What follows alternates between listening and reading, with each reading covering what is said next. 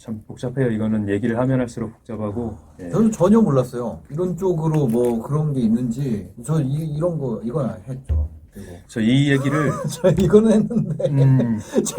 감사합니다. 이런 거는 고생한다고 뭐. 이렇게 마음 써주시고 응원해주신 거 너무 감사한데. 아니, 잘 모르니까.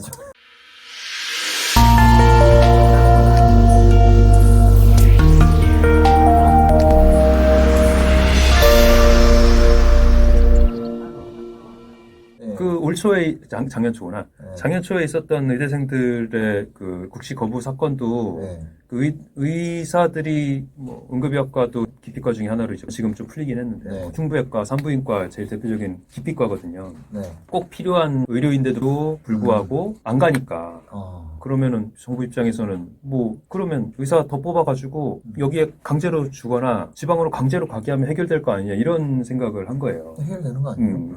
근데 그렇게 하면은 그 사람들이 강제로 한다고 거기서 얼마나 버틸 수 있겠어요? 그냥 벌금 내고 올라오는 일이 생길 거라고 뻔연히 예상이 되는 뭐 그런 상황인 거죠. 네. 아니면은 교육 과정으로 해가지고 채워서 10년 중에서 뭐 2, 3년만 남기고 나머지 올라온다. 이런 게 편법이 뻔히 보이는 상황인데 근본적인 건 해결 안 하려고 하니까 돈 드는 건 해결 안 하려고 하면 그 방법으로 많이 뽑아서 배치 이런 방법으로 생각을 하니까 그런 엉뚱한 방법이 나오는 거고 그거에 대해서 이제 거부를 하다 보니까 전 국민적으로 욕을 먹는 일이 생기는 거고 그 속까지 알면은 사실 굉장히 복잡해요. 예. 또 코로나 때문에 이제 의사 모자라서 대학병원들이 당장 급해가지고 인력이 없게 생겨버리다 보니까 의사가 3,000명이나 안 나오면 어떡하냐. 국시 복귀해줘라. 또 막 해가지고. 그래서 뭐 어느 쪽에서는 국시 복귀하면 안 된다. 어느 쪽에서는 복귀해서 지금 당장 코로나 때문에 힘든데 의료인들 다 뽑아내야 된다.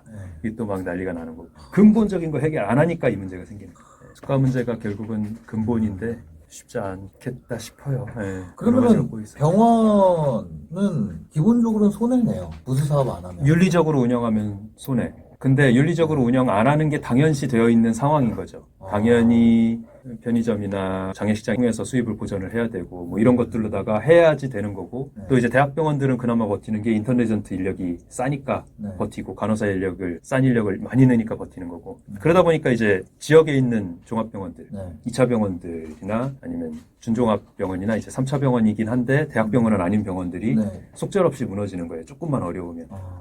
그 이번에 코로나 시작하면서 앞에 있었던 병원도 운영이 어려워지면서 응급실을 없애버리는 그런 아픔도 겪었죠. 응급실을 없앴다고요? 근데 병원 입장 이해돼요. 당장 그렇게 안 하면 망하는 걸 살기 위해서 그렇게 하는 거. 응급실이 돈이 안 되니까.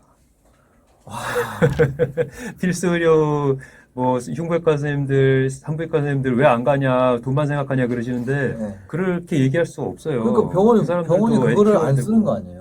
병원에서는 또 그런 의사들을 무턱대고 뽑을 수도 없고 뭐 돈이 안 되는 과니까 최소한만 뽑는 거고. 돈이 되는 과면은 엄청 뽑을 거 아니에요? 그럼요. 정형외과는 더 많고 뭐 피부과 성형외과는 이제 나가서 다 오픈을 하시니까 그런 부분들은 계속 이제 수요가 유지가 되다가 이번에 중국인 분들 안 들어오니까 또 확 또 안 좋을 거예요. 그거네요. 응급실이 예를 들어서 없어지지 않으려면 응급실을 하면 돈이 되게 해줘야 되네요. 아 그렇죠. 그럼 그게 끝이잖아요. 그게 근본적인 해결이죠. 그나마 윤한탁 센터장님 얘기로 다시 돌아가는데 그분이 시스템을 만들어서 응급의료 관리료라는 것도 책정을 해서 응급실에 일단 들어오면 응급실이라는 시설을 이용했기 때문에 비용을 얼마쯤 내라 해가지고 그 차등 만들어서 환자분들이 다 그냥 그냥 길에 놔두고서는 아프면 병원 가세요. 그럼 다 어디 가겠어요? 대학병원으로 큰 병원 가죠. 큰 병원 가겠죠. 자기한테서 최선의 치료를 받을 수 있는 병원으로 가겠죠. 그 구조를 조금 시스템화하기 위해서. 그래서 대학병원에서 응급의료 관리료가 없던 시절에는 대학병원은 완전 돗대기 시장이 되는 거고 지방병원들은 한산하게 되는 거고 응급의료 관리 시스템 때문에 조금 트리아제가 되는 건데 근본적인 거를 해결을 안 하면 응급의학과도 결국은 똑같은 과정을 거칠 수밖에 없어요. 응급실 자체가 돈이 안 되고 이렇게 위기 상황에서는 먼저 닫아야 되는 공간인 거예요. 앞으로 이렇게 가다가는 소아심장 수술할 의사가 없어서 외국에 나가서 애기 데리고 가서 수술을 해야 될 판이다. 더 가다가는 지방에 있는 엄마들은 갑자기 애 나와도 서울까지 올라와야 될 판이다. 지방에 지금 애바들 산부인과 선생님이 없어가지고 이런 상황들이 계속 악화되는 거죠. 되게 심각한 거예요. 어떻게 보면 저도 의사지만 저도 의료 서비스를 받아야 되는 아이들 오늘 처음에 얘기했듯이 아이들 아프면 바로 의료 서비스를 받아야 되는 소비자의 역할이기도 한데 무너지는 거거든요. 이거를 못 없애게 뭐 법으로 만들고 이런 거는 솔직히 그런 해결책은 아니죠. 그냥 그렇죠. 땜빵 처방. 예.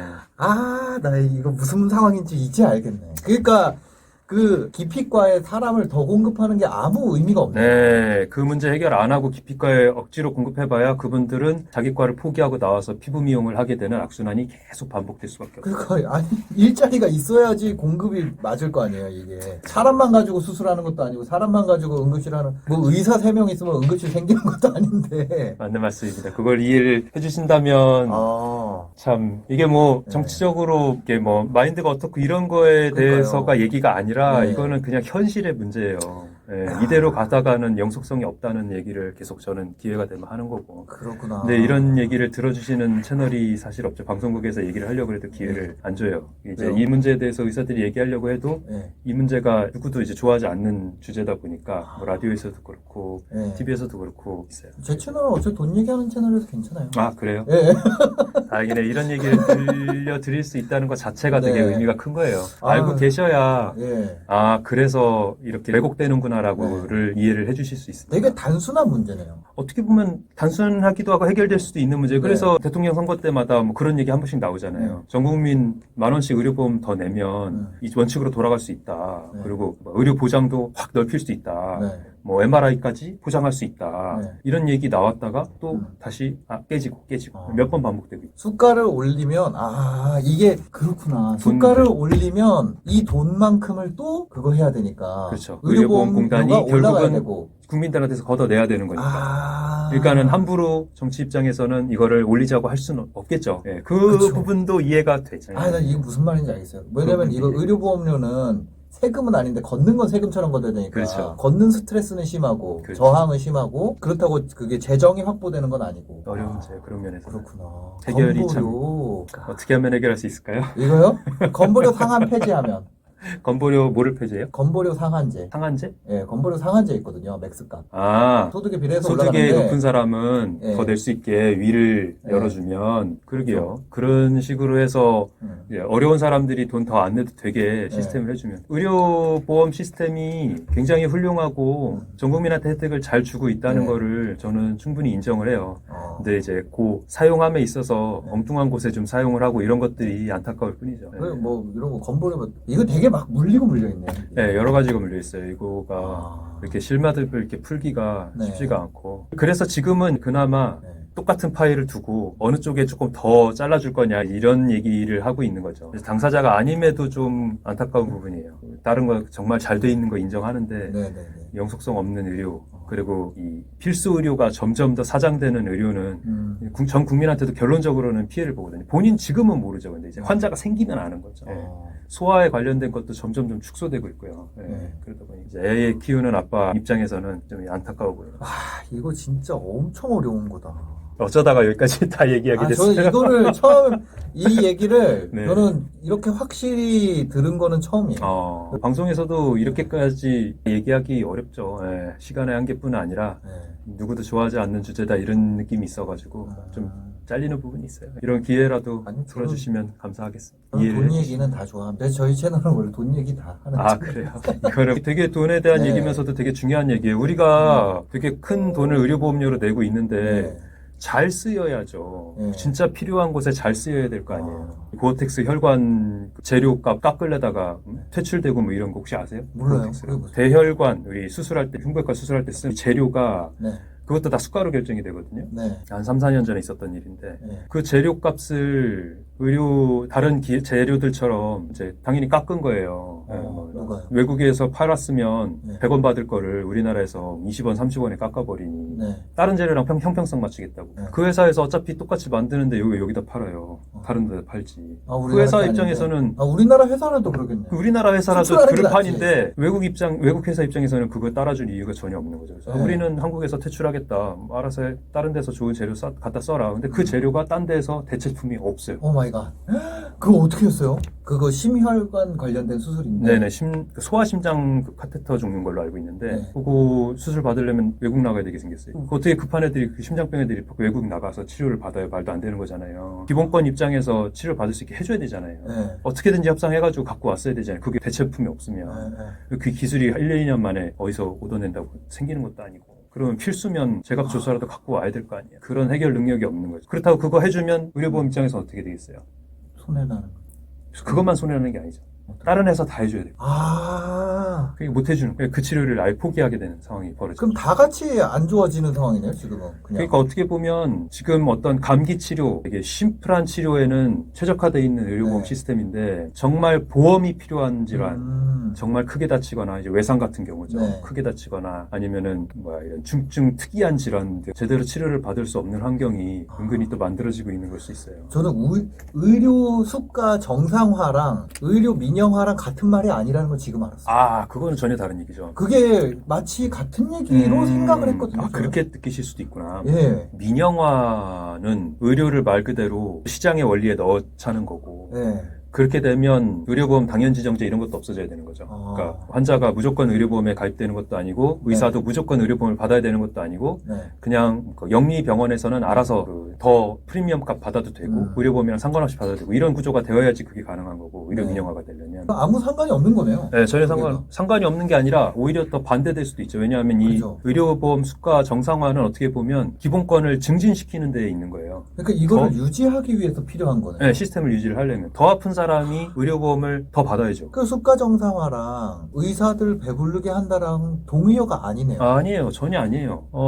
근데 그 물론 동의어인 줄 알았어요. 당장은 수가가 올라가면 병원 운영하는 입장이 조금 더 여유가 생기고 그러겠지만 사실은 지금처럼 윤리적으로 환자를 보는 의사가 더 빨리 도태되는 이런 시스템에서는 바꾸긴 바꿔야 돼요. 철저하게 비윤리를 못하게 네. 시스템과 감독을 유지를 하면서 동시에 원가를 보전을 하면서도 조금이라도 이득이 남게 만들어줘야 윤리적으로 환자를 보고 윤리적으로 필요한 검사만 하는 의사와 병원이 살아남을 거 아닙니까? 네. 근데 지금은 교통사고 환자 있으면 입원시키는 게 병원에 도움이 되는 입장이 돼서 목만 잡아도 입원을 시키는 병원들이 실제로 있고 네. 이런 비윤리들이 돌아가고 있다. 그게 오히려 의료보험 재정이 새는 거 아닐까요? 그죠. 정상화돼서 윤리적으로 치료하는 의사들이 많아져서 당연하게 되고 자기의 자존감을 살릴 수 있는 그런 진료를 하는 의사들이 당연하게 되고 그거를 감독을 하면 셀 곳도 없어지잖아요. 어떻게 보면. 그러면 더 연속성이 있죠. 근데 이제 그거를 또 쉽게 시작을 못 하는 거죠. 이거 약간 단어 선택이 좀 잘못된 것 같아요. 의료 수가 정상, 수가 올려야 된다 이러니까 의사가 월급을 더 받아야 된다로 그렇게 착각이 되는구나. 네.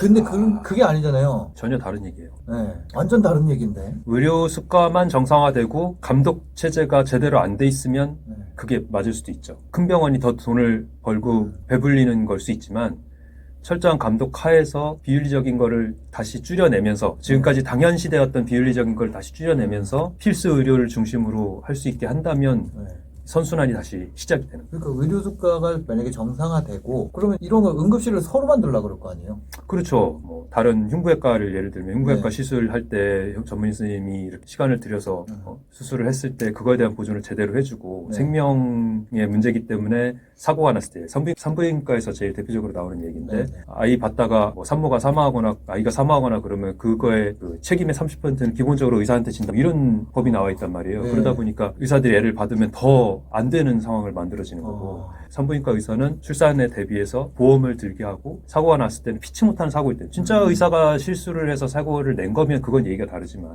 피치 못하게 나타나는 사고가 있거든요. 그러겠죠. 그런 환자들을 응급실로 이렇게 개인 산부인과 의원에서 응급으로 실려오고 그래요.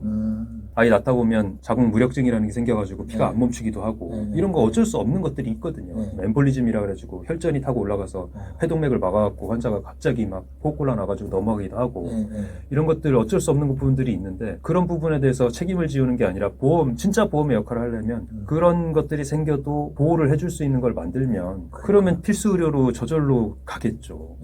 근데 지금은 애 받으면 바보인 세상이 돼버렸을까? 어려운 문제죠. 참